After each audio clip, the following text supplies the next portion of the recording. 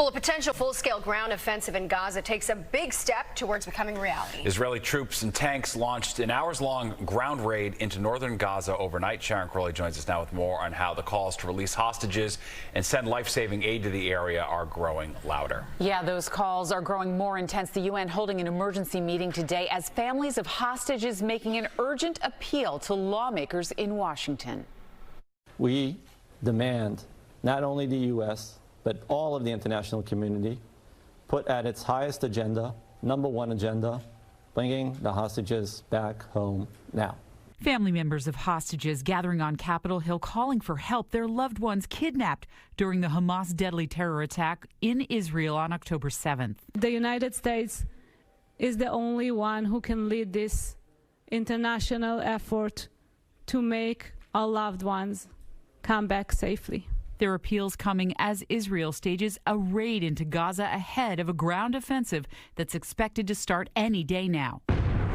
Israeli forces taking the fight to Hamas on the ground, troops and tanks entering northern Gaza, fighting terrorists and disabling infrastructure, setting the stage for a full-scale ground offensive in the coming days. Israeli officials say this time they'll end the Hamas threat no matter how long it takes.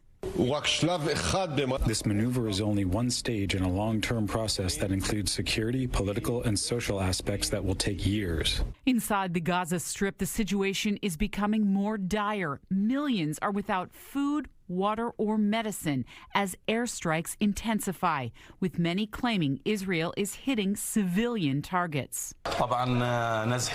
We were hosting displaced people. They came here to the camp center seeking safety, but as you can see, the house is gone. During an emergency meeting at the United Nations, the Palestinian ambassador to the UN said 7,000 Palestinians have been killed in Gaza. The majority, he says, are women and children. Nothing can justify the killing of a single Palestinian child.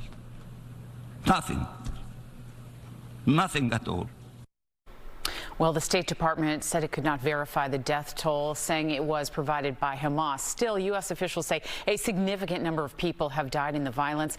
And the Pentagon announcing today an additional 900 U.S. troops set to be deployed to Israel from several U.S. defense bases. Natasha. All right, Sharon, thank you. And